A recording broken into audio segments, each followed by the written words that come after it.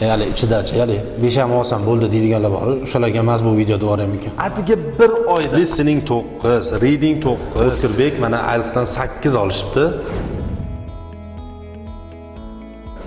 Aytaylik, siz IELTSdan 8 olmoqsiz. Nima? Listening, reading, writing, speakingni 8 qilguncha kutib o'tirasizmi? Yo'q. Siz o'zingiz yaxshi ko'rgan bo'limga ham maksimal ishlab turib 8 olsangiz bo'ladi. Mana isboti. Listening 9, reading 9, writing 7, endi speaking mayli 6. O'tkirbek mana IELTSdan 8 olishibdi. O'tkirbek tabriklaymiz. Atigi 1 oyda IELTSdan 8 olish mumkin deganlarga fikringiz? 1 oyda 8 olmaydi. Ko'p 1 yildan ko'proq vaqt ketadi.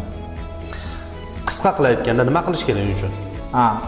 8 olish uchun birinchi o'rinda general Englishni kuchaytirish kerak, ikkinchi o'rinda xatolar ustida ko'proq ishlash kerak.